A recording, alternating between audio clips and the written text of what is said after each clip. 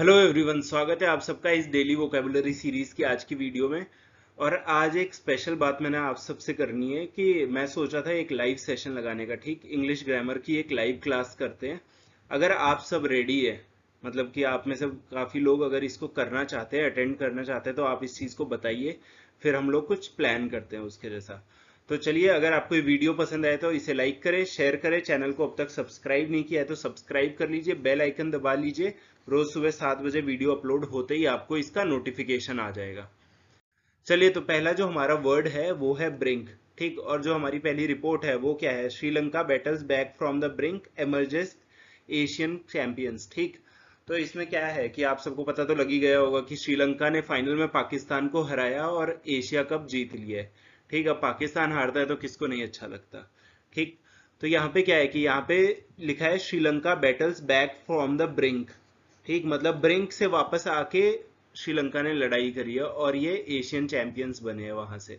ठीक, तो देख लेते हैं कि ब्रिंक का मतलब क्या होता है। इसकी स्पेलिंग है BRINK।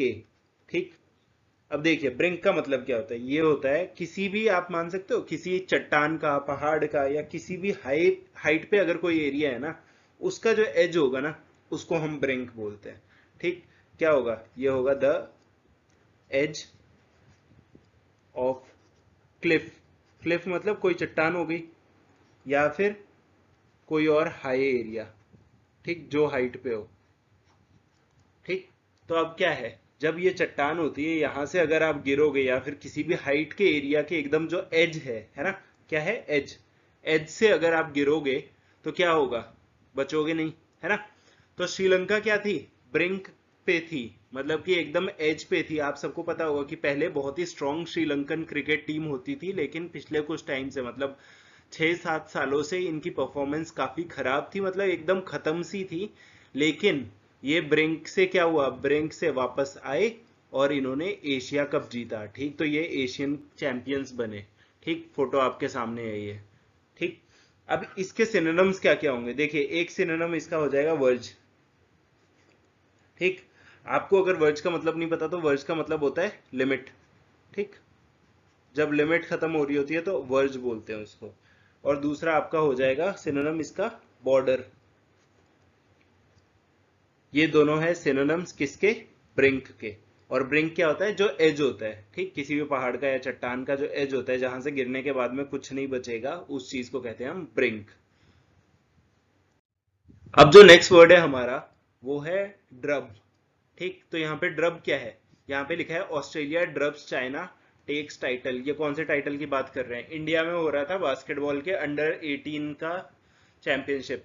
तो बस उस टाइटल को किसने जीता है? ऑस्ट्रेलिया ने जीता है। करंट अफेयर्स के लिए काफी इंपॉर्टेंट। और जो पिछला जो हमारा था, जो श्रीलंका ने एशिया कप जीता है, वो भी करंट अफेयर्स के लिए काफी इंपॉर्टेंट है। आप याद रखना, श्रीलंका ने जीता है। और एशिया कप कहाँ पे हो रहा था? वो हो रहा था यूएई में।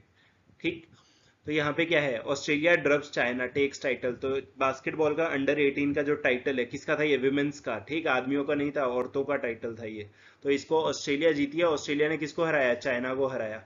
और Japan finishes third. Third position Japan की आई है, बीटिंग चाइनीज तेपेई।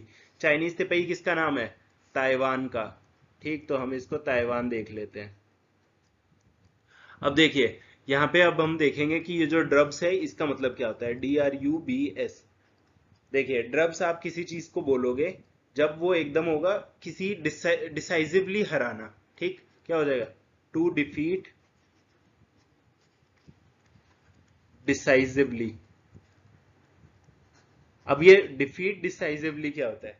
देखिए, अगर आप किसी को अच्छे से, मतलब पूरी तबियत से हरा देते हो ना, बढ़िया तरीके से, उसके लिए वर्ड यूज होता है डिसाइसिवली।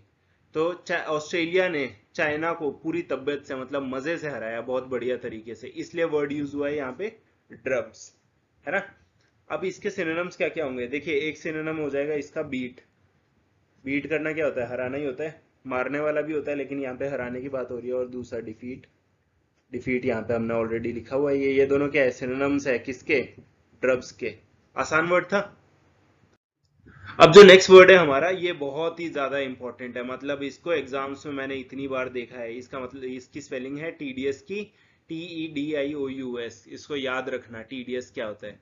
बहुत जगह एग्जाम्स में देखा है। और आप अगर कोई आर्टिकल लिखते हैं या फिर कोई एग्जाम में जिसमें आपको इंग्लिश के एसेज लिखने हैं, उसमें इस वर्ड का यूज करेंगे तो बहुत बढ़िया रहेगा। तो यहाँ पे क्या लिखा हुआ है इस आर्टिकल में, the tedious process of adoption. कल ही मैंने बताया था कि अडॉप्शन के जो प्रोसेस है उसकी वजह से कोर्ट्स है लिम्बो में। लिम्बो का क्या मतलब था, कंफ्यूजन में, हमें पता ही नहीं था क्या करना है।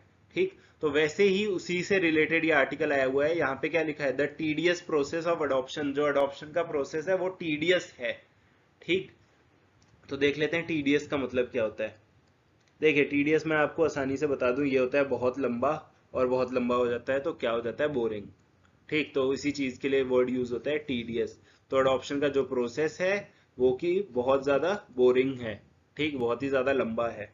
ठीक, देखिए तो टीडीएस को आप क्या लिखोगे, इसको लिखोगे बोरिंग, पहली चीज तो बोरिंग हो गई, एंड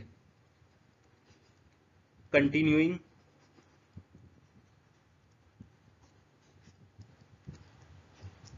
फॉर टू लॉन्ग। ठीक, मतलब जो टीडीएस क्या होता है, वो होता है बोरिंग। क्यों बोरिंग कैसे हो जाता है, क्योंकि वो कंटिन्यू कर रहा होता है बहुत लंबे टाइम तक, तो उससे वो हो जाता है बोरिंग। ठीक, तो ये जो अडॉप्शन का प्रोसेस है ये है टीडीएस, मतलब कि बहुत लंबा और बहुत ही बोरिंग प्रोसेस हो चुका है। अब बोरिंग तो इसको नहीं बोल सकते, लेकिन ये बहुत लंबा प्रोसेस जरूर है। अब इसके हम सिनोनिम्स देख लेते हैं। देखिए एक सिनोनिम होता है इसका अनोइंग, ANNOYING।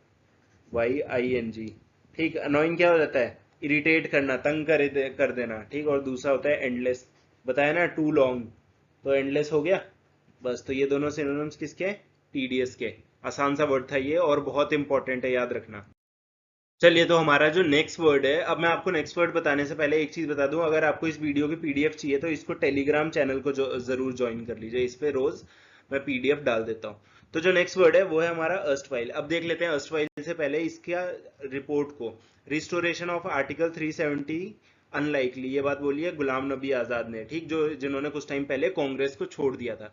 तो अब क्या है, आर्टिकल 370 क्या था, ये जो स्पेशल स्टेटस देता था। ठीक, यहाँ पे देखिए article 370 which granted special constitutional status to the erstwhile state. कौन से स्टेट की बात हो रही है, ये जम्मू कश्मीर की बात हो रही है। Was revoked by central government on August 5, 2019। ठीक, तो ये जो अर्स्टवाइल स्टेट है वो कौन सा होता है, उसके लिए जो बात है 370 जो स्पेशल कॉन्स्टिट्यूशनल स्टेटस देता था जम्मू कश्मीर को, वो दोबारा से आना बहुत ही मुश्किल है, उसको रिस्टोर करना बहुत मुश्किल है। तो हम देख लेते हैं, अर्स्टवाइल स्टेट तो लिख दिया, लेकिन अब इसका मतलब क्या होता है। ठीक, अर्स्टवाइल की स्पेलिंग आप यहाँ से देख सकते हैं। देखिए अर्स्टवाइल हम किसी चीज को बोलते हैं जो चीज पहले हो गई हो और अब नहीं है। ठीक, मतलब जो चीज खत्म हो चुकी है, पहले कभी होती थी अब नहीं है। ठीक, देखिए जैसे कि आप किसी चीज को बोलते हो ना भूतपूर्व, वैसे ही तो ये इसको आप क्या बोलोगे, ऑफ एन अर्लियर टाइम, मतलब पहले के टाइम पे थी अब नहीं है। या फिर इसको आप बोलोगे फॉर्मर, पहले होती थी। जैसे आप बोलते हो फॉर्मर प्रेसिडेंट।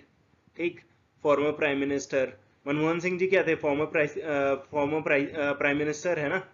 वैसे ही फॉर्मर इंडियन कैप्टन कौन, महेंद्र सिंह धोनी, फॉर्मर प्लेयर है ना। उसी चीज को आप हिंदी में क्या बोलते हो, भूतपूर्व राष्ट्रपति, भूतपूर्व प्रधानमंत्री, भूतपूर्व खिलाड़ी, है ना। तो बस उसी चीज के लिए हम वर्ड यूज करते हैं अर्स्टवाइल। ठीक, अब के इसके जो सिनोनिम्स रहने वाले हैं वो क्या है, एक तो बहुत ही बढ़िया सिनोनिम है, वो है बायगॉन। एक हो गया बायगॉन, दूसरा हो जाएगा पास्ट। तो बस यही दोनों है इसके सिनोनिम्स, किसके, अर्स्टवाइल के। तो बहुत ही आसान वर्ड था और आज के सारे वर्ड्स काफी आसान थे। तो मुझे उम्मीद है आपको सारे वर्ड्स अच्छे से समझ आ गए होंगे। तो यही था आज की वीडियो में। अगर आपको वीडियो पसंद आए तो इसे लाइक करें। मिलते हैं हम अपनी अगली वीडियो में।